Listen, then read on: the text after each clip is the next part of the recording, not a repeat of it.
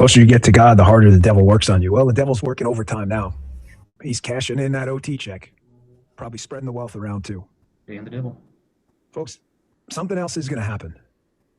And this is the last show I do, or Erica, or anyone else. I just want it on the record that I was on the right side of this.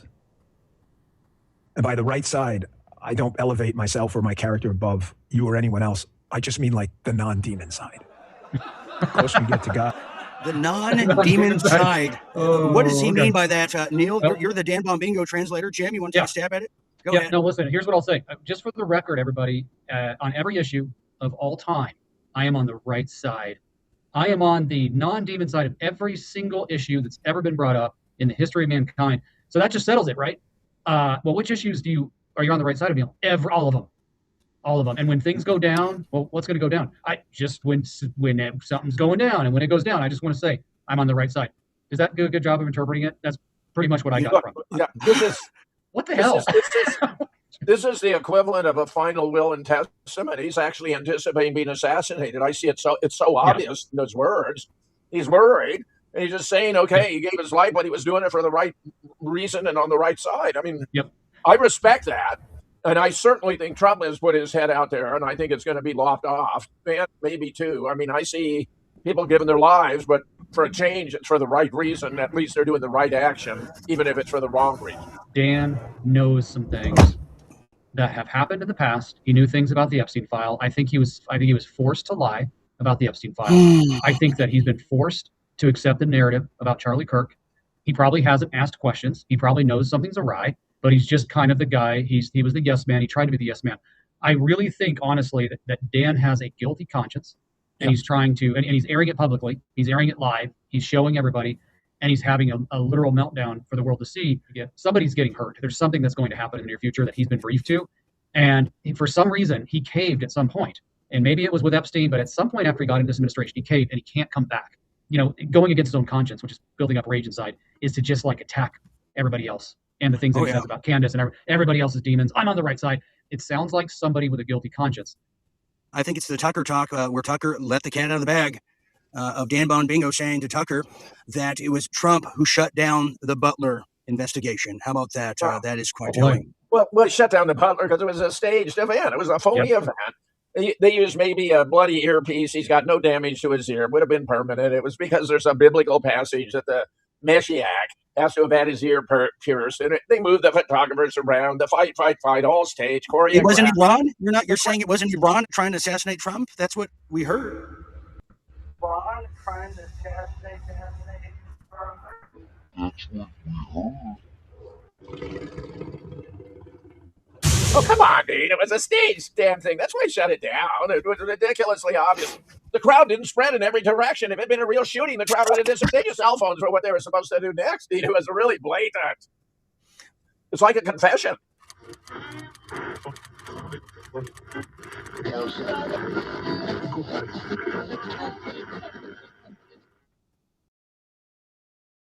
Become a visionary debonair, play from the Himalaya, ironic, become a good and out of benefits, insider information.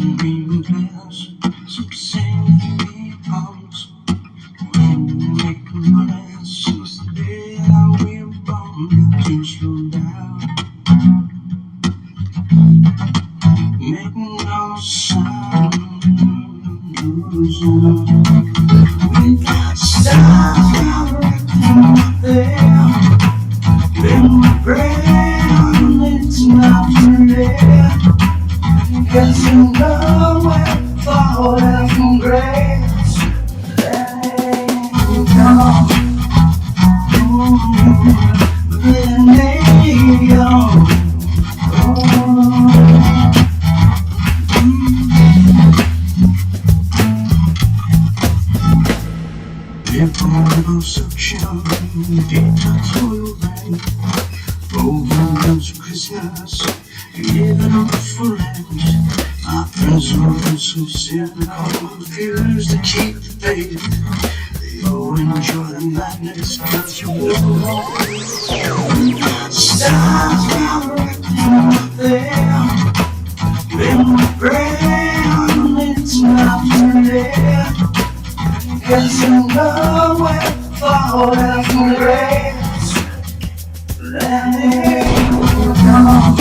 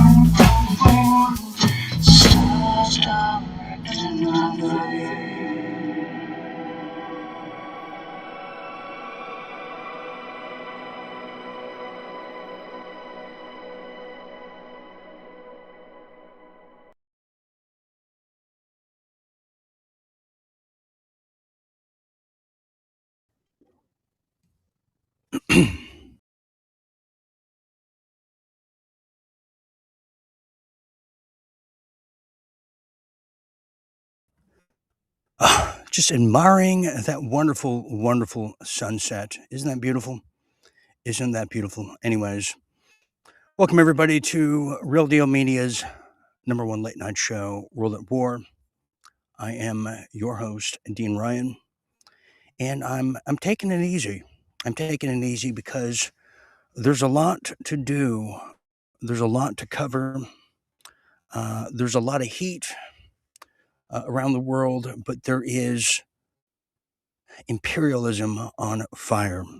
And that's the title of tonight's episode, Imperialism on Fire, because sometimes the world is not enough. And what better illustration than what this gentleman did here on this cover right here? It's just not enough for some people. And that's, you get my meaning. And if you do, while you're out there, I like it shaken, not stirred. Get me? Pushy galore. Anyways, tonight is an incredible bombastic return to form of sorts, as we're going to be getting into a whole host of things. We're going to have some throwbacks, some nuances, some new things that have come to the mix. But let me just tell you of what to expect on tonight's syllabus here, as we're going to be talking about just exactly what it was that got Venezuela to do the shakes, the earthquakes back to back. Can you believe it? I don't think that's ever happened before in world history, to my knowledge. It depending when you're measuring, where you're starting, and when you're finishing, it's what we would call abnormal, not normal. We're going to be talking about that, and I might have some damning footage to prove the thesis. Also, we have some throwbacks, as I said. A couple that you might have read about 20 years ago are now getting pardoned. So I do have some good news in the mix. I mean, I think for every 5 bad moves Trump does, there's always that one little golden egg that he leaves us. And you know, here at the circus, we like bread. We like little breadcrumbs, don't we? Also, we're going to have some major real deal politics. I'm going to tell you about a bill that has been put out there that is going to give fresh, clean water to the rural areas. And I think you're going to see a domino effect on this. Also, the White House is now talking about bridging a gap between church and state just when you thought it wasn't enough. Well, don't stop till you get enough in that case. We're going to see and peer into what that's all about. And are the forefathers rolling in their grave? Are they doing the twist? I would say they're doing the Macarena at this point on the basis of the criminal activity and the anomalies that follow. Also, plus, we're going to be talking about, you might have heard about in Real Deal Politics, the big Democratic Socialist sweep over there in New York. It is a melee, everybody. It is mayhem on rye bread over there. It is going crazy. People are decrying Armageddon. People are decrying portals opening up, jumping in the pits of hell because of this, as the Zionists are shaken in their little shoes, and their tiny hats are shaking too. There's a whole lot of shaking going on here tonight. We're going to be talking about that, as I have some incredible footage of a man who's crying, who lost his race, and his cries I would guess to say, our happiness at this point. Also, something I haven't talked about, and you might have seen the little piece I put out on Friday with Jordan Maxwell. And any student of Jordan Maxwell out there, anybody who has watched his videos over the course of decades, well, one of the most powerful people he's always told you about, if you paid attention, was the Postmaster General of the United States Post Office. And I have a story about him that is going to change the way you do the elections. And we do them too, if you still do them at this point. So I have a big story on that. It's pretty striking. And we have some huge World War III news that I just can't even stomach. It is so perplexed. It is never ending. And there's a lot of lessons to be learned. The question is, have we learned them yet? Have we learned them yet? And it's hard to learn them when you're busy watching the waters. That's all I'm going to say, and I'll leave it there. So we're going to be getting into the days of our lives, the soap opera that never ends between the Strait of Hormuz, which is turning into the new Melrose Place over there in the Far East, or the Middle East in this case. So we're going to see what that's all about. What about all the bases that were destroyed? Isn't that a good sign that, we shouldn't be there anymore? You'd think, or is it? I have a story on that, plus the most updated to-the-hour updates on Iran, but Lebanon, the country that has been overlooked because of the Strait of Hormuz. So we're going to be peering into that, and it is alarming, it's shocking, and it is inhumane at this point. Plus, Iran, they're going to make a big announcement. I'll share with you what that is, and I'll spare you the translation if I can. So there's something to look into. Also, we have some internationals. We're going to be getting into the Australians' business over there. We're going to be just making our way and see what's going down with the teenagers who are being punished, like the whole Commonwealth at this point. And plus some, I guess, good news between the U.S. and Canada, a new venture, a dual venture, as I believe we are partners again, friends again, or frenemies. Plus some major news on the UK and the incredible amount of the energy bills are through the roof over there. And I believe it was 80 degrees Fahrenheit just the other day in the United Kingdom. Can you believe that?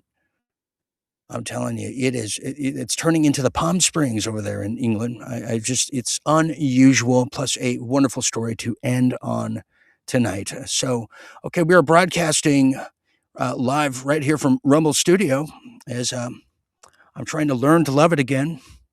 We have a on-again, off-again relationship, but we are broadcasting live on Rumble. Hello to everybody. Thank you for finding me. It's a frozen channel, and there's no help to be had for me over there. Plus, we are live on Dean Ryan TV. I'm back for now. Thank you to all 5 of you who can see me, and thank you to the 2 people on Facebook. What the hell happened to Facebook? And I'll tell you what happened. And I don't know if people have noticed this too. This I didn't plan on sharing, but the whole landscape of content creators, I hate that word, but the whole landscape's changed. All live shows now are hidden. They're in the back of the bus. So if you're seeing this live show, consider yourself lucky, and depending how tonight goes, unfortunate. But yes, all across the board, no matter who it is a stunning thing. So the live shows are hard to find. So thank you if you found me. because I don't even know. But on Facebook alone, we used to get live. We used to get just hundreds and hundreds and hundreds. So thank you to the 5 people on Facebook. It's so high five to all of you. Oh man, if I'm going to fall from grace, it's going to be in a blaze of glory and no prisoners at this point. Okay, so let's get started now. As we have some things to tend to here, as the imperialism is definitely on fire. Let's get started with some headlines from around the world and in your neck of the woods, shall we? Okay, so this first story takes us all the way to right here to home. As there is now, you can feel it. Even if you're in the UK, you can feel our issues and problems here in the United States. Well, this case, the world is heating up, but not just because of the bombing, but the weather as well. Now we're talking a heat wave is now upon us. I'd hate to be in Phoenix right now. I'd hate to be in the South, but then again, it's wherever you go and wherever you roam, as now a new heat dome is to bring 90 to 100 degree temperatures to 200 million in U.S. from late June to early July. A heat dome, what exactly is that? What is dome? I'd like to know. Well, a sprawling heat dome will unleash the dangerous heat from the Mideast to the east now, with real field temperatures soaring above 110 across the United States right now. A lot of people could use a little relief and some ice cubes while you're at it. Well, New York, Philadelphia, and Chicago, where it's very yuck over there right now, well, they're facing strong heat waves, according to people who are familiar with the heat. Well, a heat dome, yes, will develop, strengthen, and grow in size over much of the central United States for an extended period through the Independence Day weekend, or as I'm now coining it, Dependence Day. It will also expand its parts over there for the east, just for just several days now. As its full extent, dangerous conditions will affect more than 24 states, which by my calculations is roughly 24 states. Well, the setup will deliver widespread highs over there in the 90s Fahrenheit, that is, with humidity over broad areas over there in Mississippi and Ohio, with a brisk brisk breeze coming just from the west, from the Pacific, and pushing its way to the east, with little trickle down and precipitation, but a whole hell of humidity like we've never seen before. People who mind the heat will be very uncomfortable if they don't have air conditioning. Wow, experts say. Well, thank God for the AccuWeather experts for telling us that. I would have never known. I've been running through the sprinklers this whole time. Well, now Chicago's now forecast to reach over 90 degrees Fahrenheit and even higher in the next couple of days over there in St. Louis as well. Experts who are very expertise in this field are forecasting a hotter summer than previous, especially now as July is upon us. And that's your AccuWeather forecast right here at Real Deal Media. Hopefully you can learn something and tell your neighbors about it and lock your doors. Well, let's just get to this one, because speaking of natural disasters, well, as we've now recoined them again, unnatural disasters, that brings us to Venezuela. Yes, we've seen the devastating footage. I dare to show it again, of a 7.9 on the Richter scale earthquakes. This comes about a week after the same course of action took place over there in the Philippines. Now, there's a question being begged across the expertise hallways now, and the question is, was foul play involved?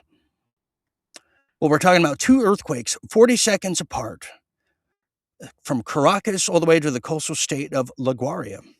Interesting. Let me tell you a bit more about it, as it's coming from Natural News. Thank the heavens for it now.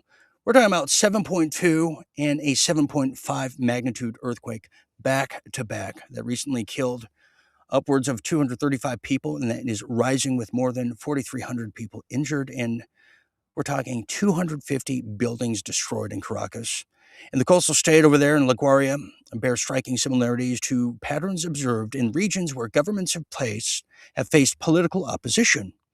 I think we know what we're talking about here. When major news outlets focus on the tragedy of collapsed buildings, trapped survivors, they ignore the deeper question.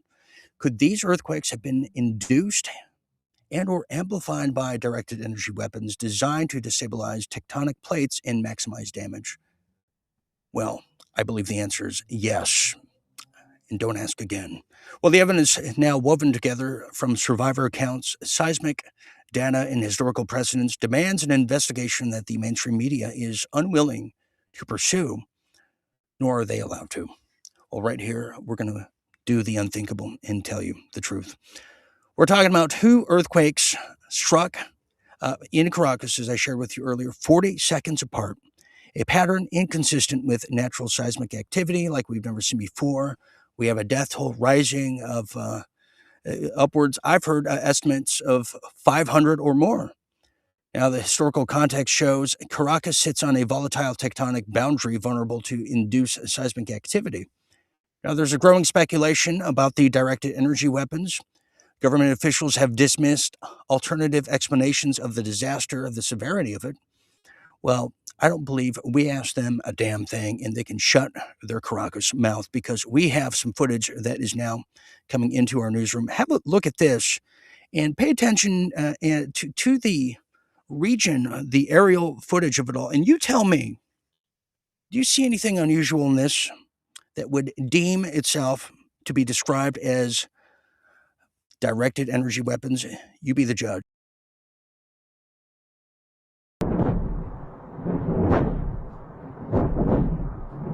Alrededor de las 3 de la mañana, cuando el mundo entero dormía, alguien captó unas imágenes que hoy siguen causando escalofríos. El cielo comenzó a parpadear con una extraña luz roja, una y otra vez, como si fuera algún tipo de señal transmitiéndose desde el cielo. Y entonces, un objeto rojo atravesó la oscuridad a toda velocidad, pero no estaba solo. Poco a poco, más objetos similares a bolas de fuego empezaron a aparecer y caer rápidamente desde Telemundo. Okay, there you have it. I think the answer is yes. That was the lead up to the earthquake that was captured by many people who had their trusty phone handy. So some unusual stuff at the very, very least. Okay, moving on now. As we get past the natural disasters, well, that brings us to a story right here at home. I felt so compelled to share with you. Well, now this is interesting, as now there's a couple you might remember. Who remembers the following couple? I guess this is what you would classify, maybe, perhaps, as good news. This was a couple who took on the protesters, the so-called protesters, during the BLM riots. They were scrutinized, they were threatened, and a lot of people said they deserved to be in jail and have their guns taken away. Does this ring a bell? Any before I just give it away now? Well, that's just right. They're now back. This couple right here, and there they are. Yeah, who remembers them? That is one of the defining images of 2020. It featured 2 homeowners, 2 firearms, and a confrontation that ignited a national firestorm. Mark and Patricia McCloskey were photographed pointing firearms at groups of BLM protesters walking through their private gated neighborhood. Now, 6 years later, the couple is speaking out after regaining possessions of their AR-15 rifle that seized the following. That got seized after that incident. Looking back now, Mark McCloskey said that years-long legal battles reinforced the importance of never giving up. Never giving up. That is very, very endearing. Yes, he also said, it teaches the benefit of perseverance. It took me 1,847 days, 3 lawsuits, 2 trips to the Court of Appeals to get my rifle back. It was given a voice that we would not otherwise have. I still speak around the country on the constitutional rights of the First Amendment and the Second Amendment. And now he has been pardoned along with his wife, and we are very grateful for that. And also, never forget what that spurred right here at home. Well, yes, Real Deal Memes was born because of that. Any questions? Who remembers that one? Very interesting. Okay, thank you very much. So a little good news here in the lower half of the block of the headline news.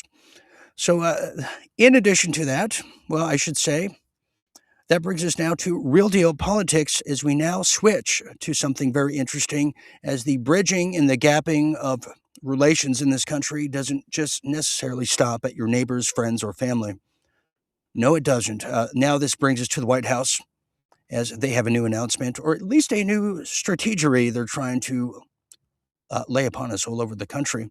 Now the White House Commission brushes off the First Amendment as they're now eyeing a bridge between church and state.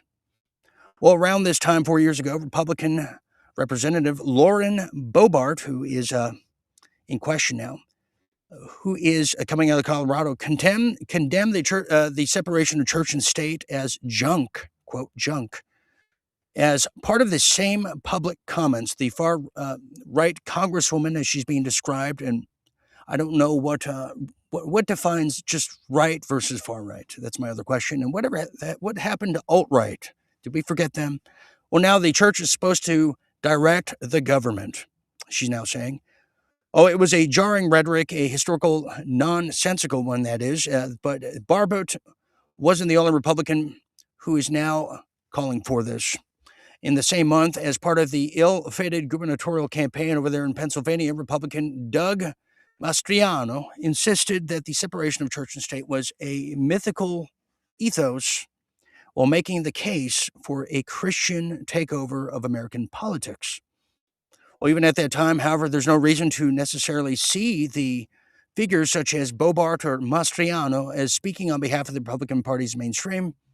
Leading GOP voices now routinely cozied up to the religious right political movement, all the way back in the Bush era, to be exact. But it was for far less common reasons to hear them denounce church-state separation in an overt, explicit way. Well, shortly after this, Donald Trump returned recently, as he's now said that he created this commission and filled it with Christian conservatives aligned with the religious right movement, to the surprise of no one, really. Well, it produced a 224-page draft report that endorsed various and variety of goals, including more government promotion of religion, new laws to allow faith-based leaders to endorse politicians while maintaining their tax-exempt status, and allowing faith-based groups with government contracts to ignore civil rights. Okay, this is, well, let me just tell you this.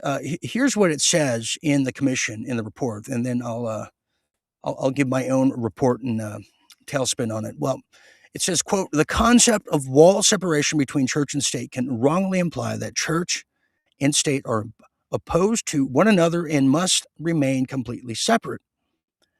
This was written by the panel's members, wrote in their report. Continuing, quote, in reality, however, church and state strengthen and support one another.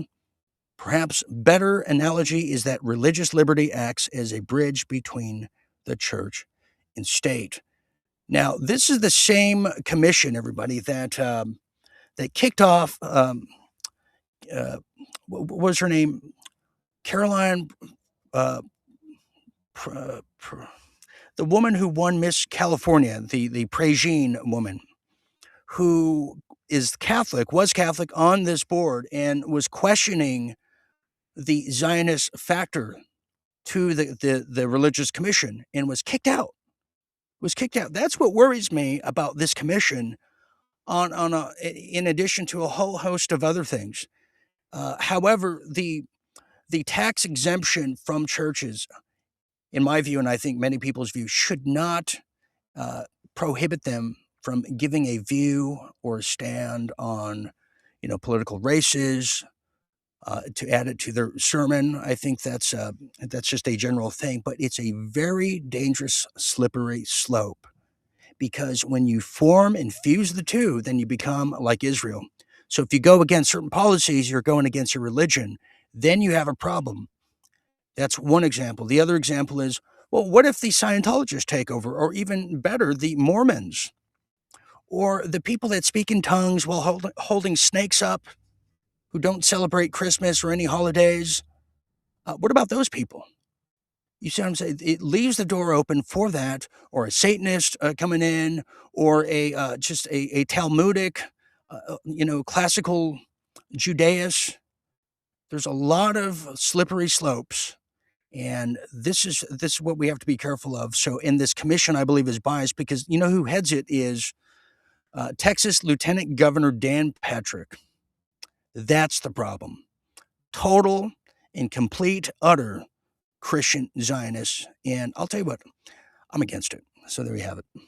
Sorry to say, you can form another one, but anything that's coming out of this White House that is involving anything religion, guess who's going to benefit? It ain't you, it ain't me, because we're not part of that big club. Okay, continuing now. There you have that one. I tell you, just get, I get breathless. Continuing as now, well, I just mentioned Representative Bobart. Well, Lauren Bobart, and this just came to my attention. I heard just a himpering rumors about it earlier, not the details as full. Well, Representative Bobart introduced a bill to complete the Arkansas Valley conduit. If you don't know about that, this is an incredible bill. I want to share this with you because this has this was what we wanted to do in 2020 and onward. We wanted to fix the water in Flint, Michigan. There's dirty water in LA. There's people who live in rural areas in the middle of the country that need clean and fresh water. I think that's a humanitarian thing. I think it's the right thing to do.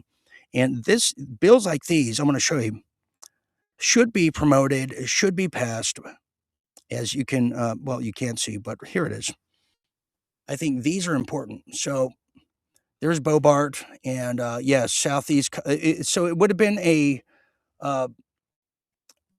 conduit from Arkansas, giving fresh water to the people alongside the Arkansas, Colorado. I didn't know they had one too. So this would be throughout Colorado, the Arkansas River Valley, since before JFK promised to deliver the clean drinking water, and he never made it because of his, he never made it to that point. So that was something JFK promised to give to the people in that area. He never made it. We know what happened, November 22nd, 63. So what about now? She has the ear of the president. She's a darling, a rising star. Well, it was just officially vetoed today by Donald Trump as punishment because Lauren Bobart co-signed the Transparency Act of the releasement of the Epstein files. So now he's punishing her and all the people over there in Arkansas Valley and Colorado and a lot of other people who could have used that water as well. Cold hard facts. Very sad. And, it goes to show there's no loyalty to the king. This is what happens in some cases. So there's that one here. Now, speaking of that, I thought this was a very interesting thing, a little piece about the 250th anniversary of the country coming up on July 4th.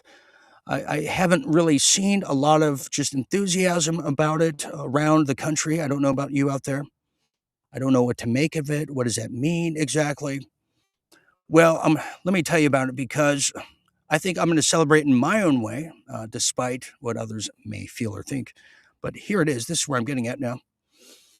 Well, now, this is a very interesting take. This is coming out of the AP, the most untrusted name in news. And you don't need me to tell you that. It's now called America split from the monarchy 250 years ago.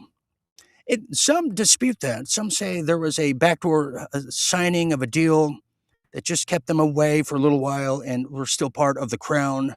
They say that the Windsors, the royals, own the Federal Reserve. That's why they'll fight you to the tooth. And now to audit that little private bank, the Federal Reserve, that's no more private than Federal Express. Well, now it's being called Trump's presidency is testing how far we've actually come from the monarch. And then you hear people like Piers Morgan who wants to bring us back to the monarchy. Well, as the 250th anniversary of America's liberation is upon us, a campaign-style rally on the National Mall by Donald Trump is now underway almost, where you have the likes of Vanilla Ice, some say Milli Vanilli, and many, many other starlets of today that are going to be there, and I can't wait, who face Already stare downs from banners fluttering from federal buildings across the nation's capital. A lot of people are not going. The state fair, the big fair that you might have heard about over the weekend, was a complete bust. Well, now images illustrate how the Republican president, in this case Trump, has now dominated daily life since returning to the power. To some, evoke more the style of a monarch than a leader of the world's oldest democracy. But it's also how he has wielded the power that has led to comparisons of an imperial reign.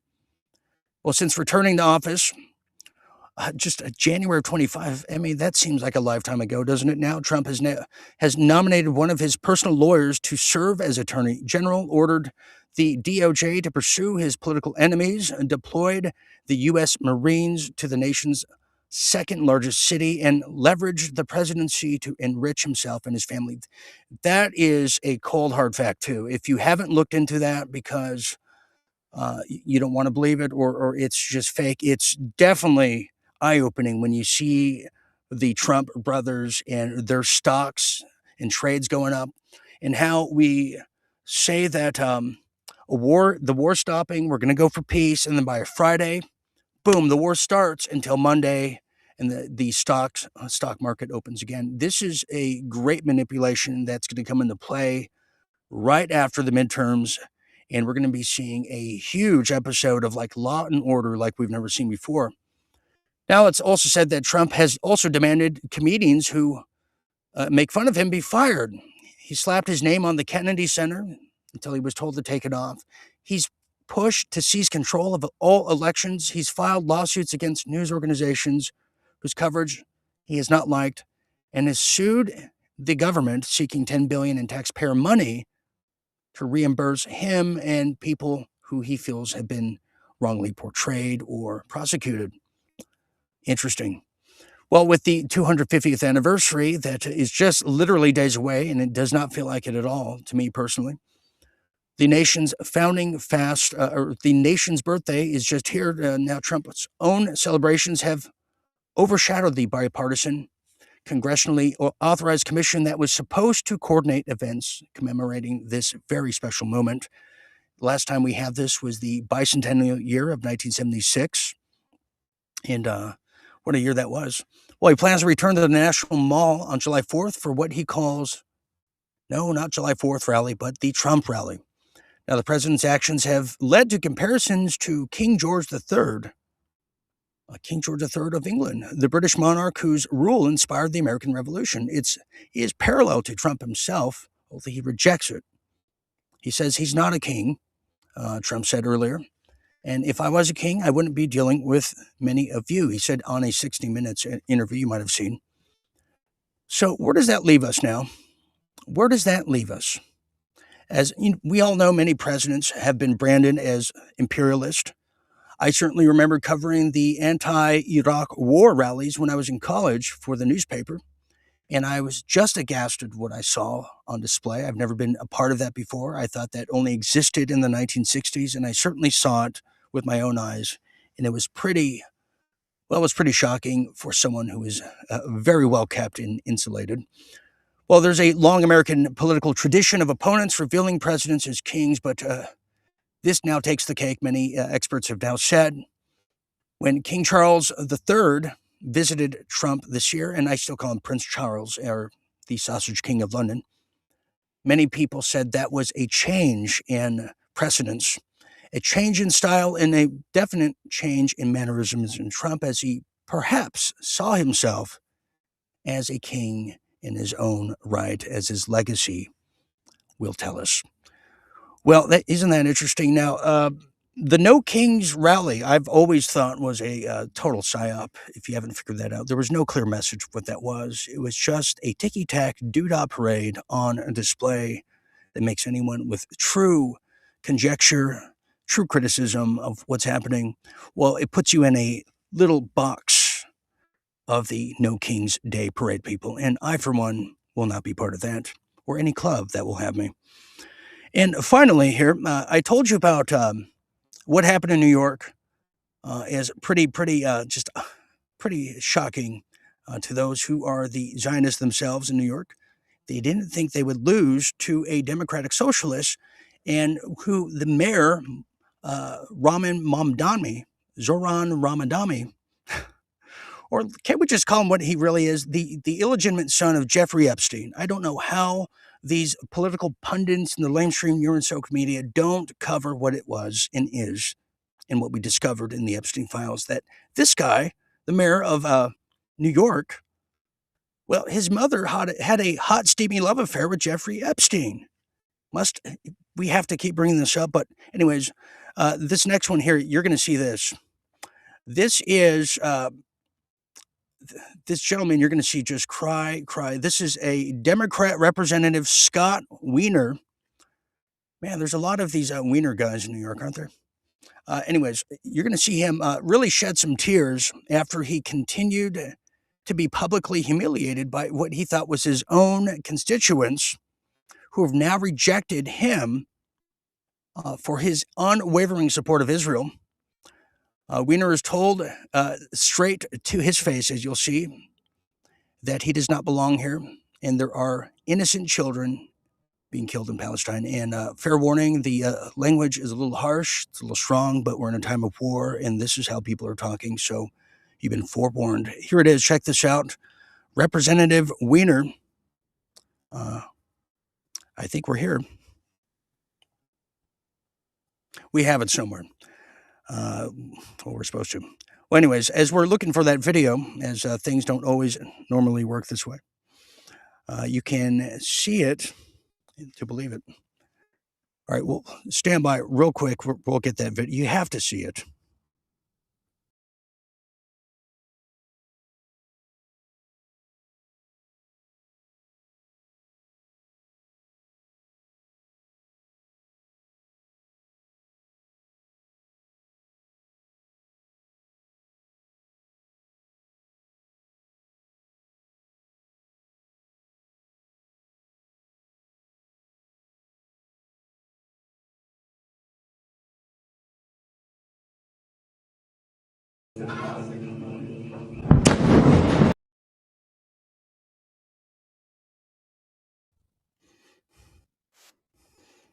Hey, William, Okay, you well, gotta it's get just the fuck out my hood, bro. It's free Palestine here. You already know what it is.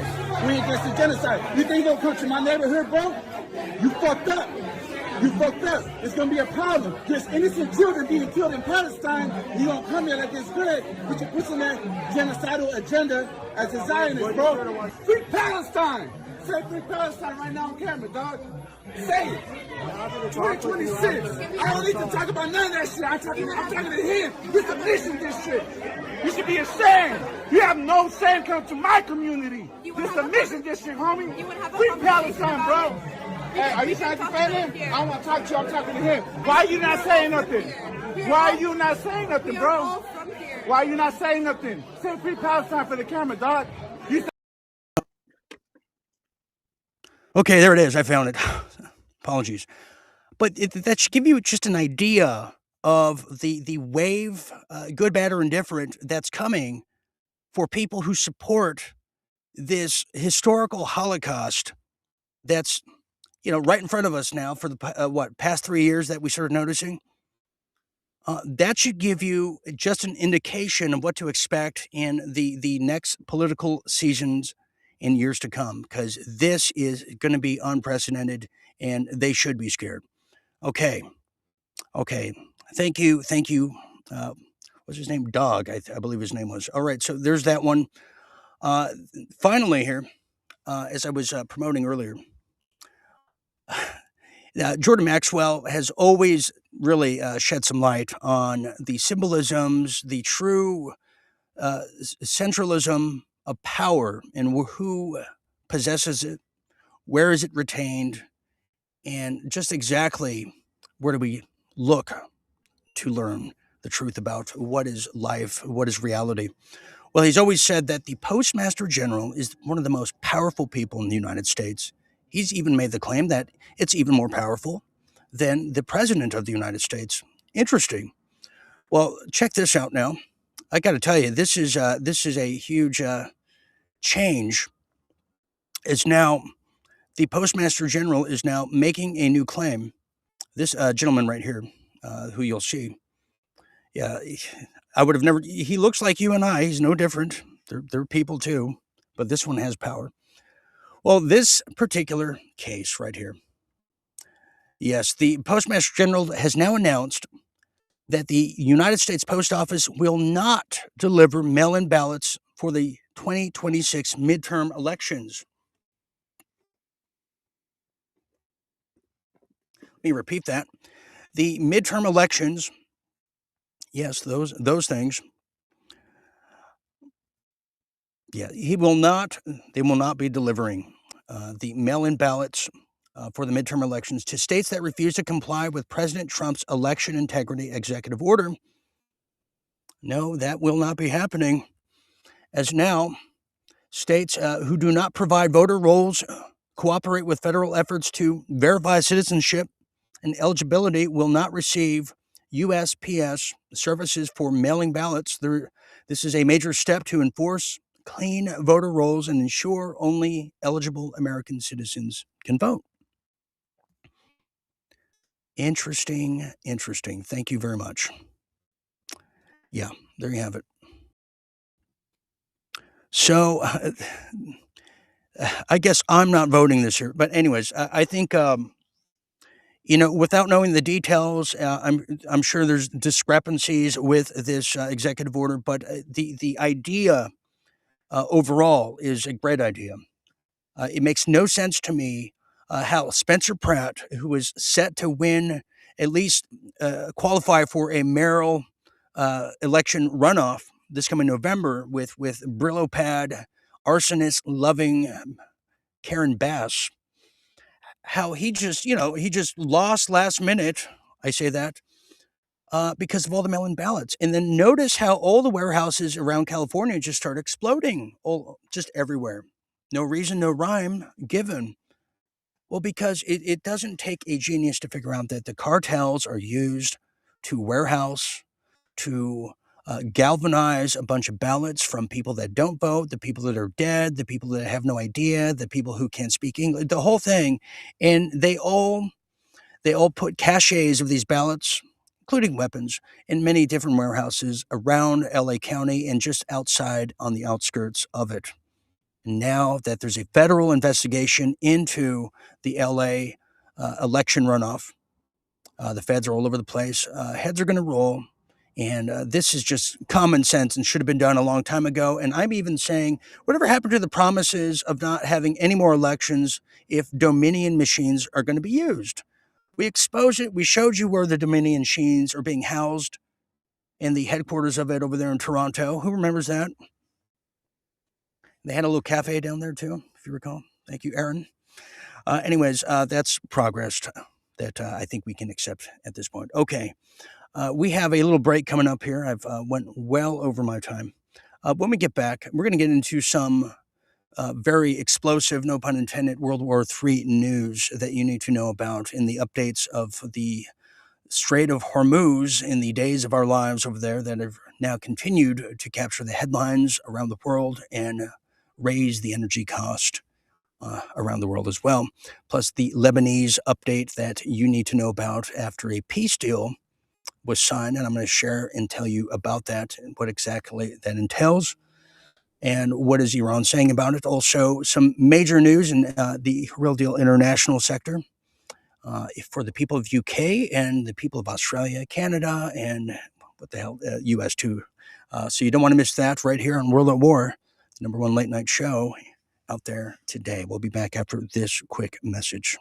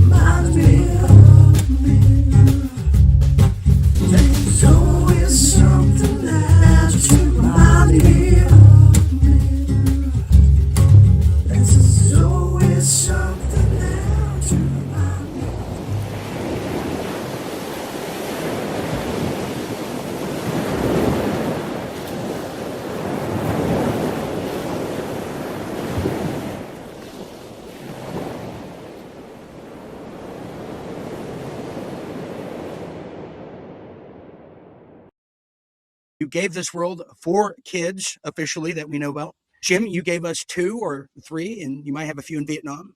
Neil has a major announcement to make.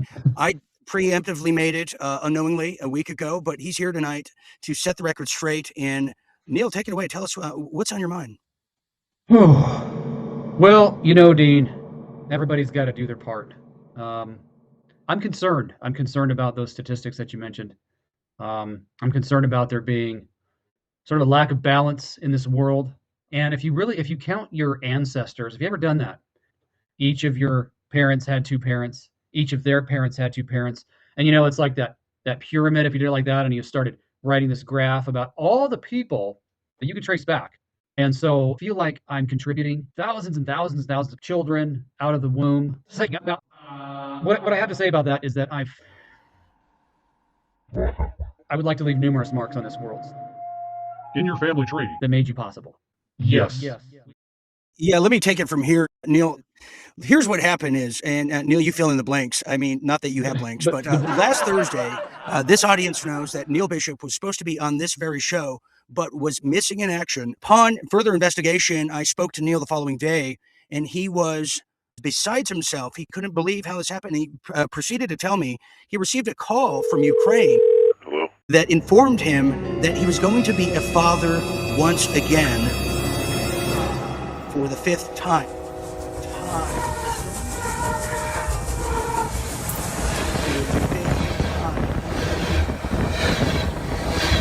How did this happen? She didn't know how it happened, and probably because she was asleep. But something did happen, and Neil is about to turn 50 this coming November, and he's going to be a brand new father all over again. Jim, what kind of advice can we give? Vasectomy.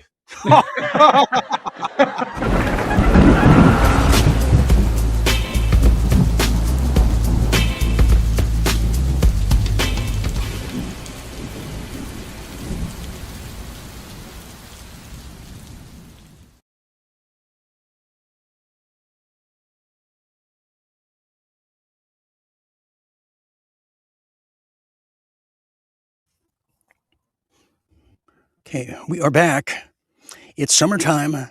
It's summertime. You're going to the beach this year? Going to sit in front of your lawn, in front of your house, on your lawn, that is. Well, make sure you do it in style because the summer's heating up, and so should you. Go to realdealmedia.tv and check out all the latest and greatest wonderful homemade original artistic designs in-house from right here at Real Deal Media with love from ours to yours. And when you get there, get a major discount. All you got to do is use promo code SUMMER26. That's promo code SUMMER26. And so many incredible things that maybe towards the end tonight I might share one or two. And needless to say, with the great feedback, there's going to be more new designs coming in at an appropriate time. Also, become a visionaire with debonair and become a Real Deal Media night owl. Be iconic, not ironic, and if you feel like you'd be a player from the Himalayas, that's right. Get extra content, get extra feedback, get companionship. Find that community member, that friendship that suits you and your beliefs, your philosophical constituents, unlike that one guy in New York. Your own personal constitution, people that have a lot in common with you, from movie screenings to extra additional discounts and a lot of extra content. You can do that in one swoop by becoming a Real Deal Media Night Owl with our incredible membership, and you help keep this movement going 6 years strong. I don't know how I've done it, but I know I couldn't have done it without all of you. Thank you to the members.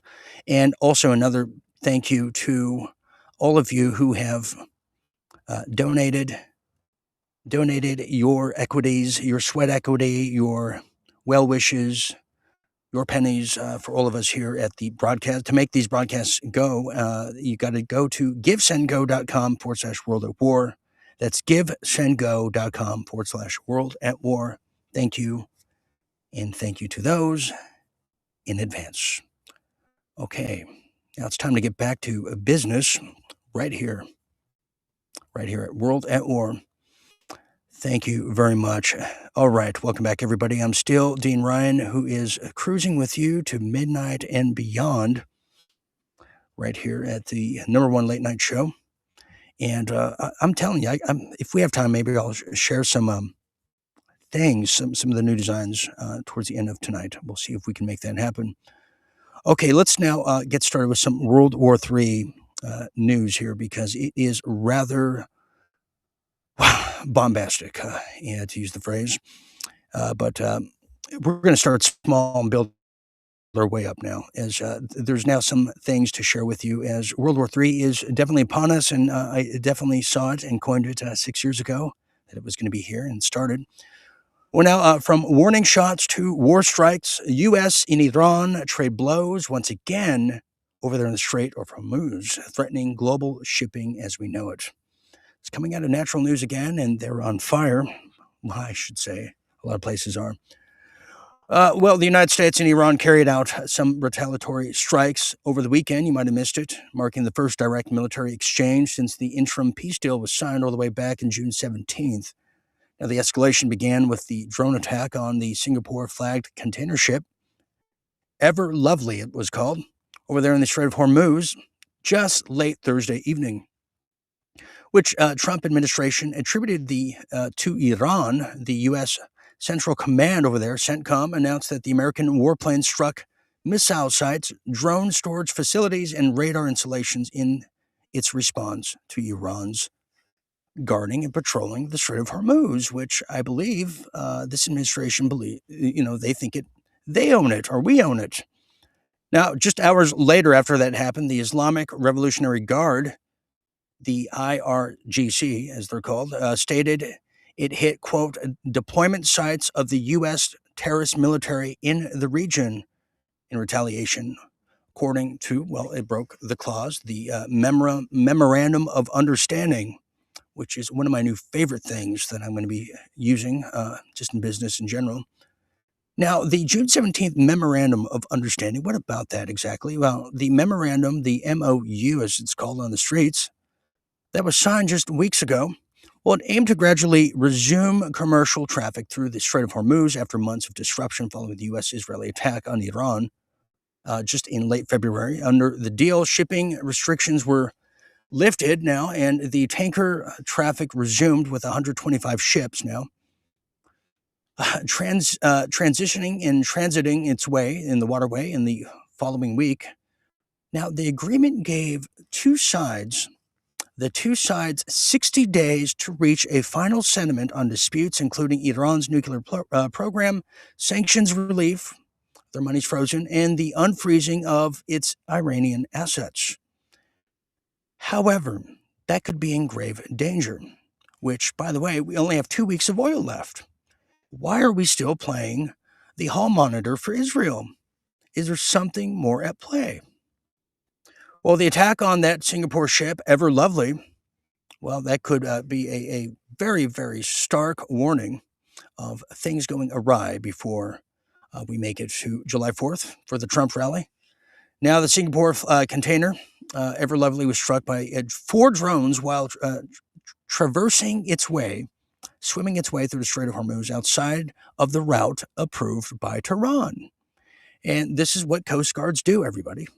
This is what they're trained to do when you have a foreign, unknown boat that is not going along with the program. Now, according to Donald Trump, U.S. officials, they said 3 of the drones were intercepted by American forces. Iran's newly formed Persian Gulf Strait Authority had early warned it could not guarantee the safety of the ships that deviated from the specified course close to the Iranian coastline. It's almost as if this ship was working in conjunction with the U.S. to provoke an Iranian response. So we could be where we are now because of the humiliation and probably something more that was put down on the administration. Now, just after this took place, just on Friday alone, CENTCOM announced that the American aircraft struck the Iranian missile and drone storage facilities, as well as coastal radar installations. The Iranian media reported that explosions were heard on the Sarik Island over there in the southern province of Hormozgan, according to their officials. Now, the Pentagon described the strikes as a powerful response to what it called dangerous behavior undermining freedom of navigation, which I'm sure the fishing boat men over there in Venezuela would beg to differ. And sadly, they're no longer with us as they were playing and begging for mercy and then got shot. Now, what does this really mean? As now, hours after the U.S. strikes, the U.S. deployment sites in the region, warning that further aggression would bring a broader response, the IRCG said. Now, in a statement, the Iranian Guard accused the United States of a pattern of breaching its commitments, which is completely true. And the Native Americans can tell you, yeah, that's right. And using the vessel incident as a pretext for the attack. Didn't I just share that? Now, according to Donald Trump, President Trump called the initial attack a, quote, foolish violation. Wow. Of the ceasefire of his over there on the Truth Social platform, which I've yet to download. What about Mr. Smoky Eyes, J.D. Vance himself? Well, he wrote, Iran signed a ceasefire agreement. We have honored it. If they have disagreements about the MOU and how it's being applied, they can pick up the phone, he said, and also warned, quote, violence will be met with violence. Okay, well, somebody trying to get back in favor with the Adelsons. Now, senior military advisor to the Iran's supreme leader over there, Mohsen Razi, told News Nation just recently that, quote, the Strait of Hormuz has nothing to do with the U.S. and should be managed by Iran and Oman. He warned that if the U.S. makes even the slightest threat, the next war will not resemble the previous one, and that Washington would suffer extensive human losses. Because you know that's what Trump wants to do. He wants to put boots on the ground on Karg Island, which essentially is sending our young men and women into a meat grinder. Because there's nowhere, no country is going to allow the Navy to dock, to help ship aircraft and mobile deployments of tanks, et cetera, and definitely troops. And this would probably call for about 500,000, if not more, United States military personnel to be involved in this war. And when the war approval rating now is at a extreme low, 22% support this war, you have to ask yourself, what is it going to take to stop this ridiculous war of aggression at behest of another country? Because at this point, I'm not sure what it's going to take. And I don't think the cojones needed, none of these people in the administration will invoke the 25th Amendment. And they're going to probably get us into a greater war to cancel the midterm elections is my prediction at this point, is the way things are going. So very, very disheartening to hear. And I feel sad for a lot of the people who joined the Navy, a lot of the young people after high school that thought this was going to be a peacetime adventure under a peacetime president. I feel very bad. Now, how is this going to happen now?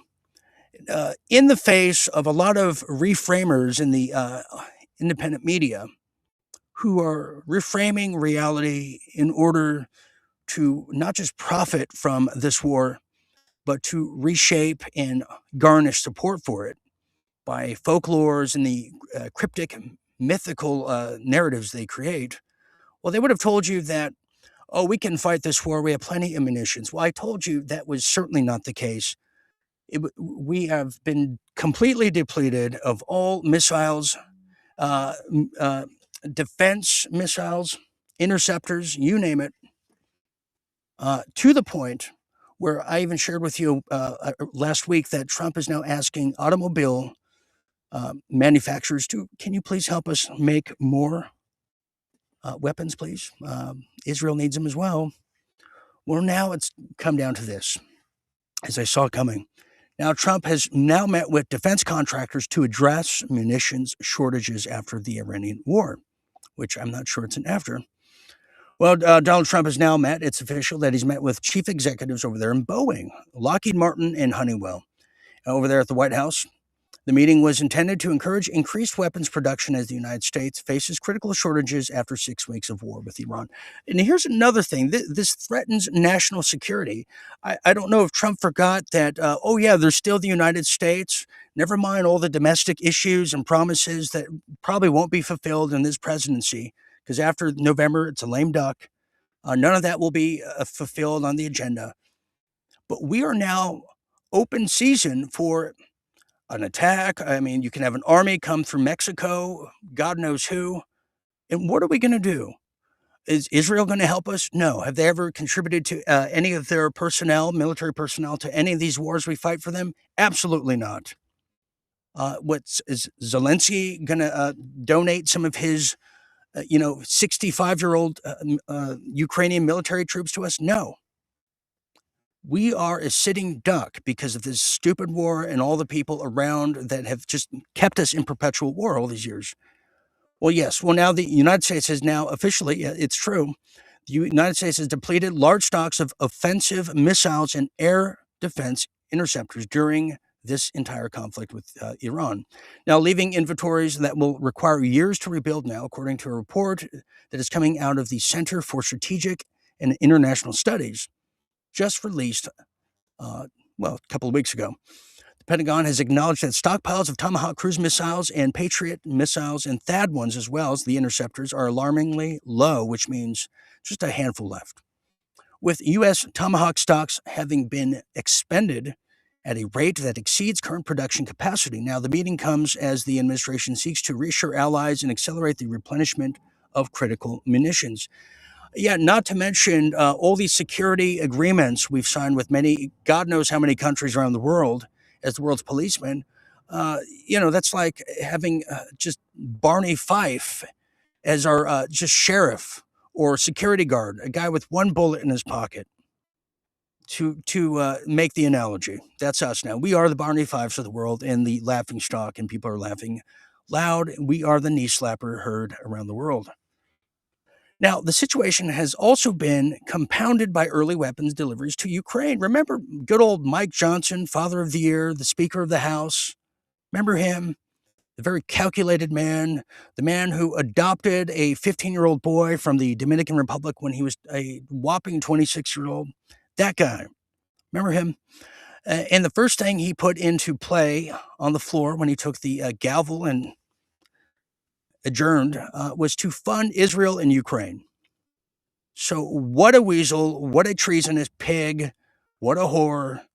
And he should be just punished like that guy in New York. But in this case, well, it just makes him so infuriated by it. But so now we have reduced stocks in the Patriot interceptors I shared with you. But to address these shortfalls now, the Missile Defense Agency awarded Lockheed Martin a contract worth approximately $35.3 billion for THAAD interceptors on June 26th. Meaning, let me translate that.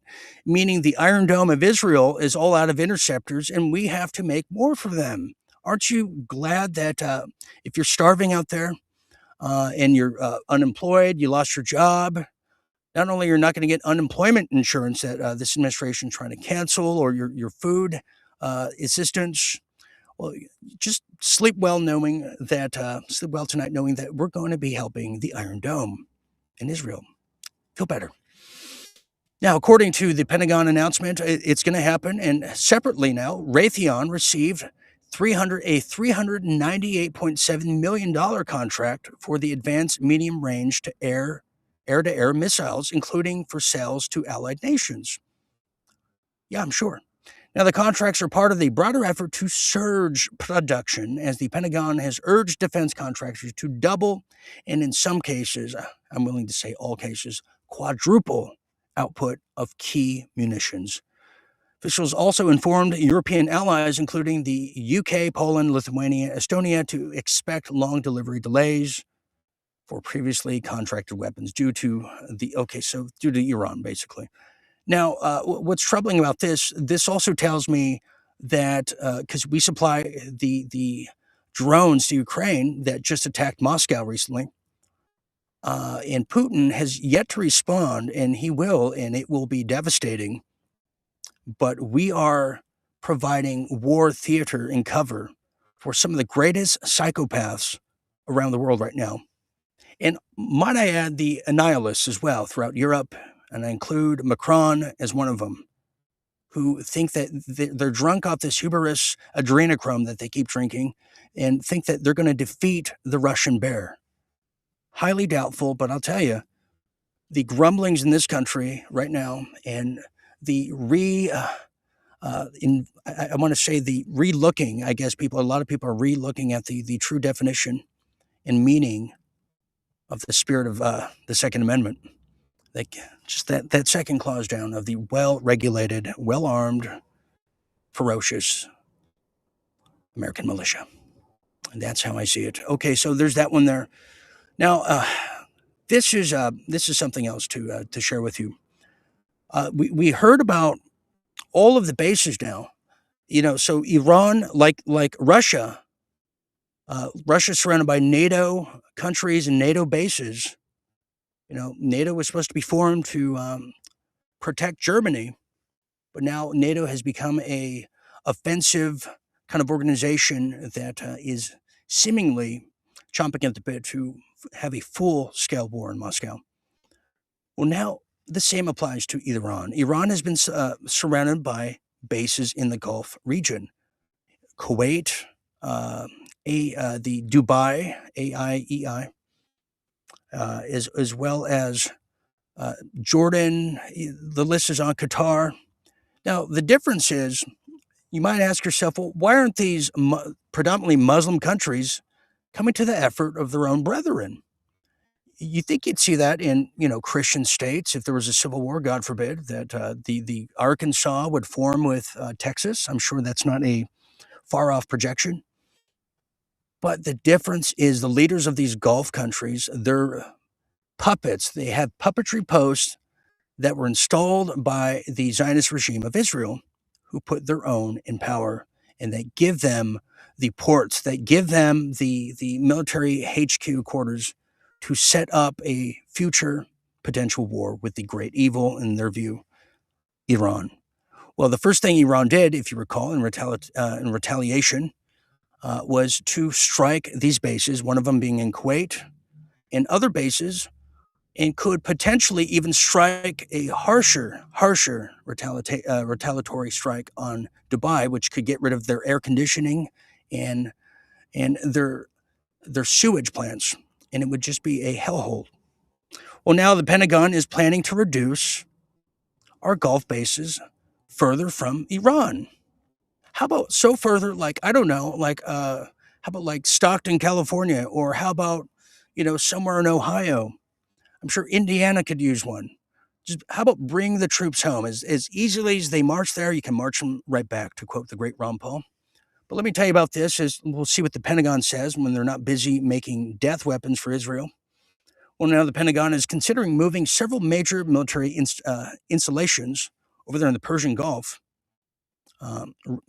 locations farther from Iran's border. I'm not sure what that means, because it means for a future date.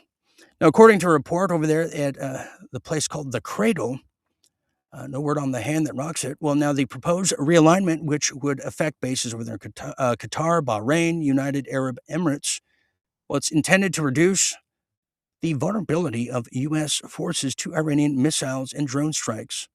The report stated, citing unnamed U.S. and regional officials who are definitely familiar with the base.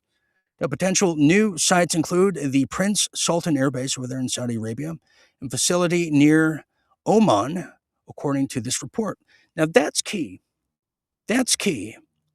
See, Saudi Arabia said they're not going to sign the Abraham Accords with Israel, and that's the direction this is going. Now, Oman is right beneath Iran, and they're the other arbiters of the Strait of Hormuz. They're the other Coast Guard of the region. Why would they go along with this and allow a U.S. base? Did something happen over the weekend? Oh, yes, it did. Little Secretary Marco Rubio made a flight to Oman and try to pressure them to allow some U.S. personnel and perhaps bases into their country for money and for a future war. Because I have a feeling, see, the whole purpose of this peace negotiation, it's a waiting process for the Trump administration in Israel, who plan to do a strike, I believe, around the midterms or shortly thereafter. You see, we do it now, the war would be continuing, but we don't have any munitions. How do you like that? We just ran out. So now we see how this futuristic region of the Middle East is being reshaped.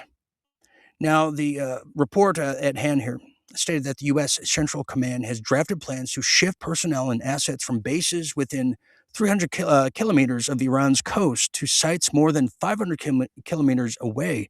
Now, the changes could affect thousands of U.S. troops stationed over there at the Al Aided Air Base over there in Qatar, naval support activity in Bahrain, and Al Dafaria Air Base in UAE, according to unnamed officials cited with the report, which then that puts a target on these countries. But you see, it's the puppetry presidents who are going along with this. It's not necessarily the people that want, U.S., please send more military. We want it, just like the people in the Yokan, what's it called? We have a base in Japan, Okinawa. Thank you. They want us gone. The locals, they want the military gone. And you can even make the case over there in Hawaii. That's another story about what the Navy's doing. But this is troubling because we have puppetry presidents, not just in this country, but in every country that has friendly relations with the creepy country of Israel. Now, so that is something to look forward to, as now the proposed realignment would mark the most significant U.S. military repositioning in the Gulf since 2003's Iraq War, which we're now doing the sequel to. Analysts cited that the move could reduce the risk of U.S. troops being caught in conflict. No, you know what would reduce it is bring them home. This notion that the United States can only manufacture and create and invent war is a military-industrial complex, just myth and fraudulent lie. No, we're a country that is the most innovative. We created rock and roll. We created the microwave, the toaster oven, color television, and the green screen too, if I might add, which we started using in '63 with the Dr. Strangelove, and then we perfected it by '69 when something happened. You can guess what that is. So there it is. We haven't learned. That's the lesson there. We have not learned. These people will not stop. We have psychotic people in the military that are new, put in there by Megaseth, that are going to do the bidding for them. Okay, so what about Lebanon? Now, one of the strategic things that is being said that the Iran war is very timely because of a distraction of an onslaught of American military offense on Iran. It put all their focus on having to defend their country and not defend Lebanon, which left Lebanon, in this case southern Lebanon, wide open for the taking. And that's exactly what Israel has done. They're turning it into a Gaza as we speak. 100 people are dying a day, assassinations. Even the people that were told to come back are getting assassinated as families are walking back to their homes. It's like hell on earth. So a lot of people said, well, why is it that Hezbollah, a militia group that is being financed by Iran, and they're from Iran, why is it left up to them to fight for the people in southern Lebanon? What about the Lebanese army? Well, we've learned a lot. Well, the Lebanese army, and I should say the Lebanese leader in this case, is a puppet president. So much so is Iran and Lebanon that are part, and because Lebanon's part of the memorandum of understanding and ultimately will be part of the peace deal. There will be no peace, no agreements until Israel retreats their troops and gives us our country back, there will be no peace deals ever signed. And that's understood, despite what J.D. Vance might say. Well, now, in a stunning turn of events, a total 180, a left field, a plot twist, a game changer, the Lebanese president signed a treaty of surrender to Israel over the weekend, sad to say, that has really put everybody up in arms, including myself. People can't believe it. And we could be now witnessing the beginning of a huge, brutal civil war in the country, which then will be, everything will be a buyer's market for Israel. This is what they do. Well, now I'm going to show you this, just exactly what happened over the weekend after the peace treaty or the surrender treaty was signed. You're going to see something that we haven't seen since Hiroshima take place in southern Lebanon.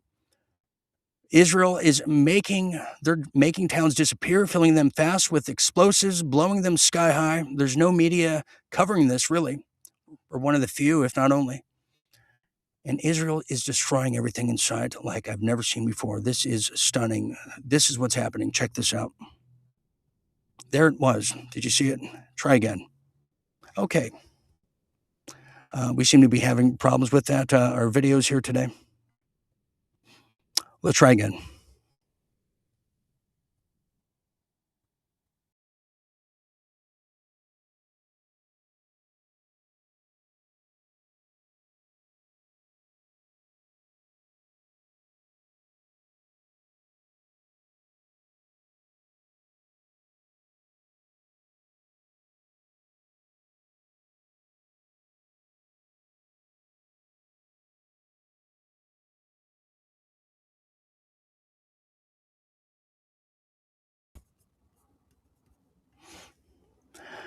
Well, just in time. Who would have thought? I'm doing this.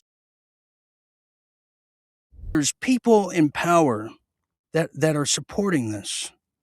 To think that, and I don't even think that video did justice to the mayhem that is ensuing. It's just incredible. This next video I want to share with you. This is a professor who is speaking out of Iran, kind of giving us details, because, the news, the so-called news, they don't really give us another viewpoint, do they?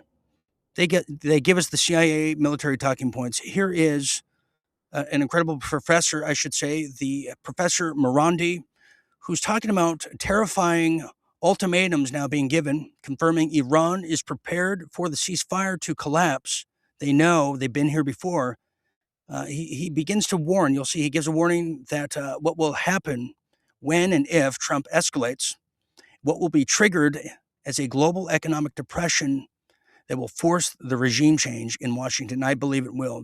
We are now, experts have said, the collapse that's about to happen, could happen, will make what happened in the 30s look like a little hiccup. Check. Scenarios. In fact, over the last 10 days, ever since the siege was lifted, Iran has exported huge quantities of oil, much more than any other country, and it is preparing itself for another potential conflict with the United States. The Americans lost the war, and if they, but it is possible that they will carry out another assault on the country. So Iran is preparing for it, even though it lost that war. But the Iranians want to make sure that the Americans recognize that this time around, if there's another war, the Iranians will ensure that there will be a global economic depression that brings about regime change in Washington. The United States, next time, if there's another war with Iran, the world will not be able to tolerate it, and the world will blame Trump. Thank you, Professor. Thank you very much. Let's try this again. I think we have the right video here. There's another angle to what's happening in Lebanon right now. Look at the power of that. American-made bombs from Lockheed Martin to Honeywell, Boeing. People had no chance. As the imperialists continue their stride in sacred holy grounds, as they desecrate, pillage, rape, Do you see that? So we're talking. I don't even know what kind of bomb that is. Just shy of a nuke. It goes to show what the rogue nation of Israel is willing and capable of doing. Since there's no oversight, there's no one telling them no, and the UN, they put their puppetry players in that post as well. It's only, 3 years, almost 4 years after the fact of October 7th, when the Hannibal Directive was given, that they're just now calling it a genocide, which, a little late to the game, but we're talking upwards now of 678,000 dead in Gaza that they can account for, and we don't even know how many have been displaced. Majority of those deaths are women and children. So it goes to show what we're dealing with here. Okay, so it's some tough stuff, but we're in war here, aren't we? We're in war. Now, this is interesting, just to finish here. Well, what is Iran saying? What is their spokesperson saying, really? I found this very interesting because a lot of us have thought about it or thinking it currently. But I think this really encapsulates just exactly why, to answer the question of why we're doing this. Well, have a look at this. This is, some would say, truth to power, but, well, here's the Iranian military spokesperson says Trump is just a pawn in Netanyahu's hands. He's being pressured by the Mossad due to his involvement in the Epstein case.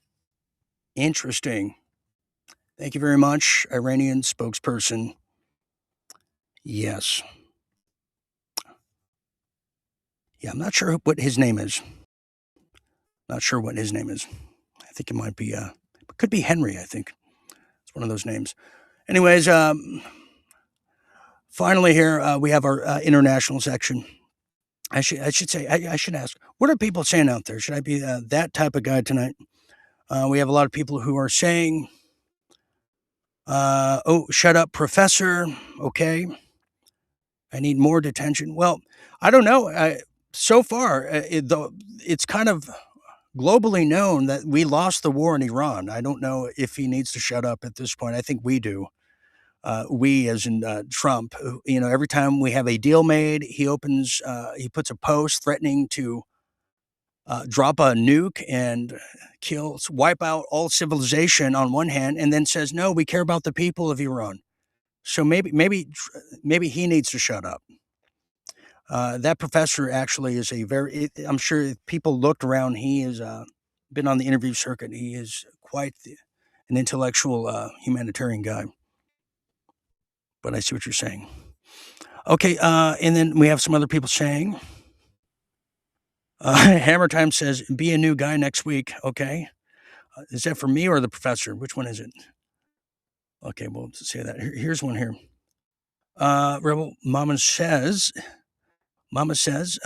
Israel says Operation Blue and White is Israel alone taking on Iran and the 3 H's. I'm going to need some study guides on that one. And Maddie asked, was Lebanon where Trump originally wanted to move the Gaza people to? I don't know. I know that the conflict, Israel's been trying to take Lebanon since the 1980s. You may recall when Reagan sent he sent all those Marines there, about 100 of them died back in, 1986? That's a good question. Thank you for that. I'll have to look that one up. Okay, let's continue now as we go to international affairs here on a very special edition of World at War. Okay, so now if you're watching this from the UK, it has been sweltering hot over there. I've seen the temps. I've spoken to the people. It is out of control. And we're talking about 80 degrees. And never do I recall in recorded history England or any part of that whole region reaching temperatures of 80 degrees Fahrenheit, which I believe is roughly 44 degrees Celsius, to be exact. Well, now there's no air conditioning for the UK because as the weather gets just torrential rain on one hand and extremely cold and brittle, it's so cold, it'll get sweltering hot in the blink of an eye. And a lot of people have noticed their energy costs have gone through the roof. And a lot of that can be attributed to the Iranian war, but a lot of it was already trending that way beforehand. Well, now there's no air conditioning now in the UK, as now Britain, despite what Sausage King of London says, is now paying 15 times the normal rate for European emergency electricity as a heat wave exposes the complete and utter failure in the stupid communist energy policies of the UK. Yes. And I'm not sure I like the fact a lot of people are using communism or communist now as a derogatory term.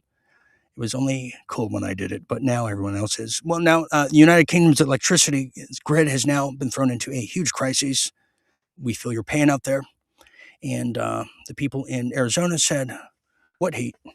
Well, now a crisis during a record-breaking June heat wave, forcing the national energy system operators over there to purchase emergency power from Europe at roughly 1,600% above normal wholesale prices. Think about that now.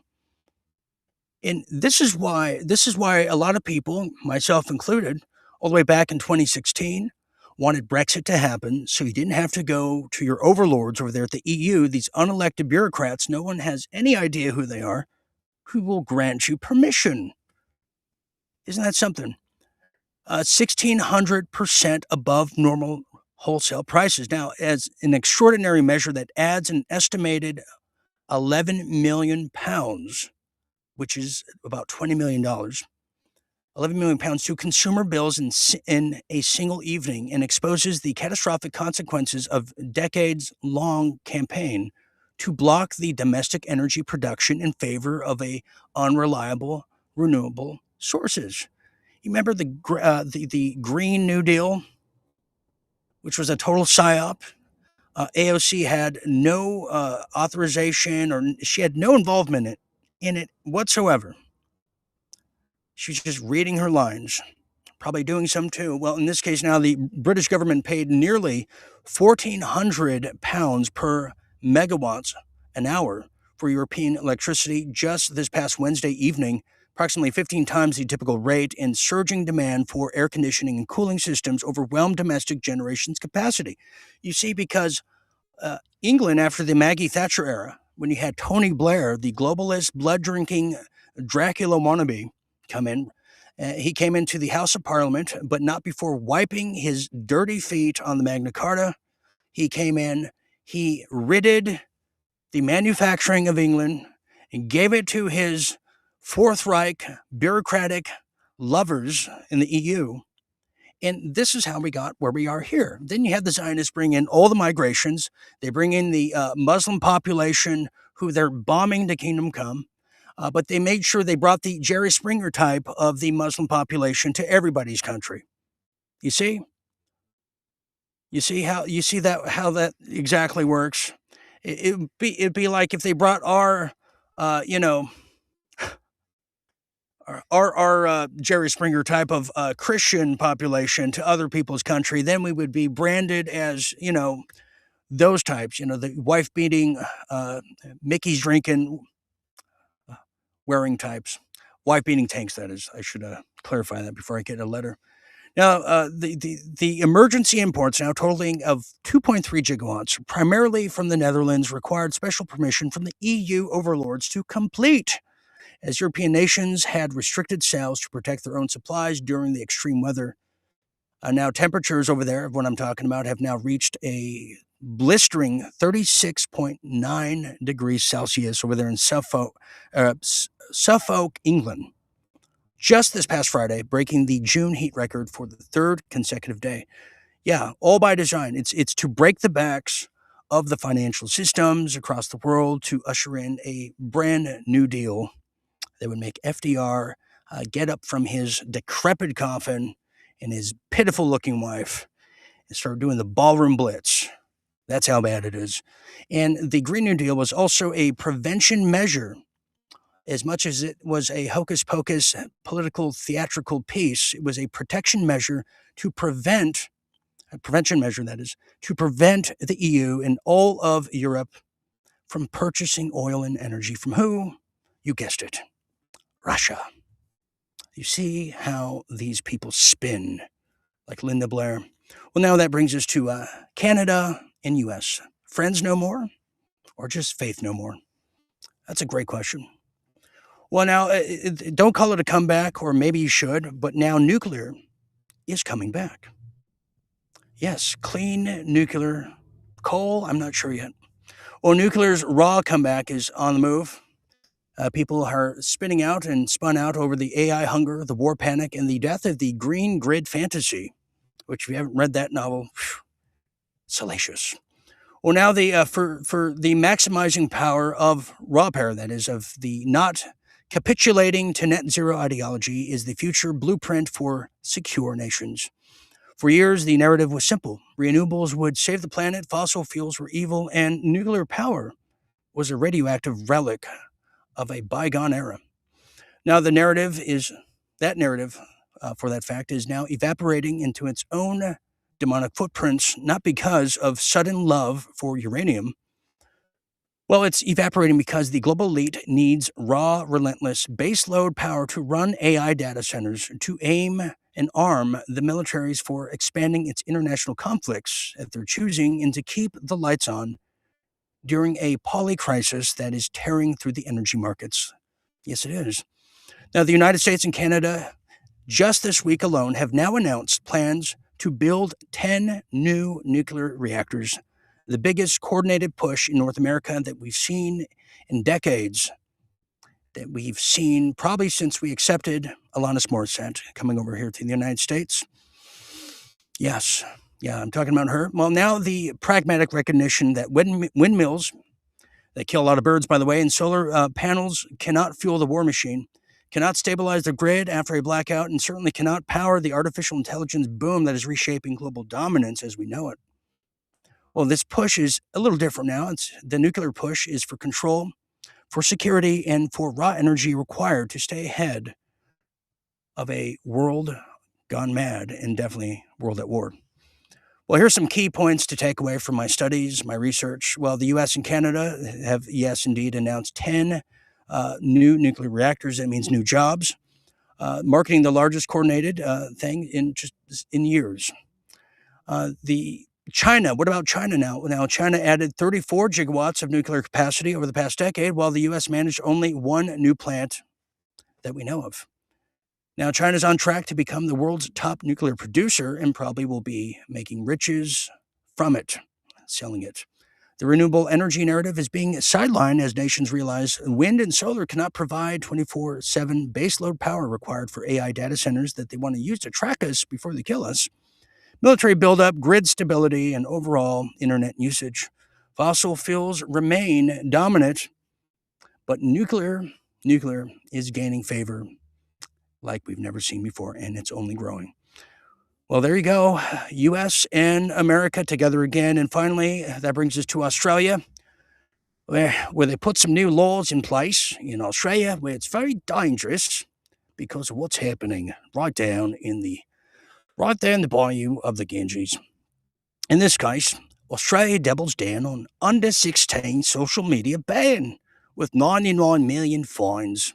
$99 million, that is, which I believe is, just 120 million here. Well, now Australia admits, here's the following, here's what we should know from it. Australia admits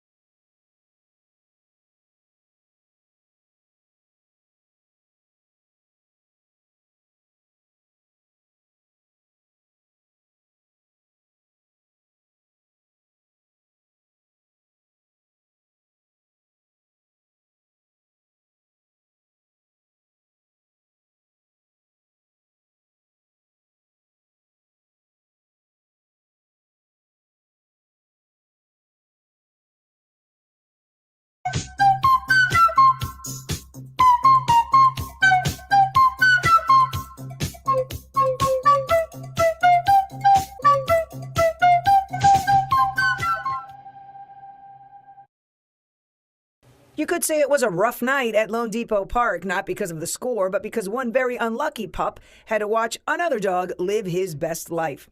During Monday night's Miami Marlins game against the Texas Rangers, cameras caught one dog happily chowing down on a hot dog. And sitting just inches away, this poor pooch, 6-year-old Jonah, could only stare. Not bark, not beg, just stare. The look on his sad face said, "Hey, where's mine?" The dog's owner talking to Inside Edition. I mean, it was still pretty impressive, though, for a dog to just sit and stare at another dog eating a hot dog without stealing it. That was a crazy video. He just stared at it. And it's funny, I was totally oblivious to that whole thing going on. The moment quickly went viral online, with fans falling in love with the disappointed dog and this very human reaction. And now he's not just a ballpark pup, he's a viral star.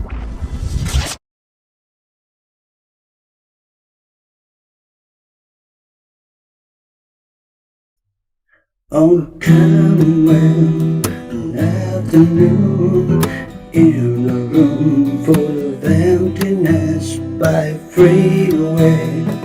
I confess I was lost in the pages of a book full of death, reading how we'll die alone if we're gone, laid to rest.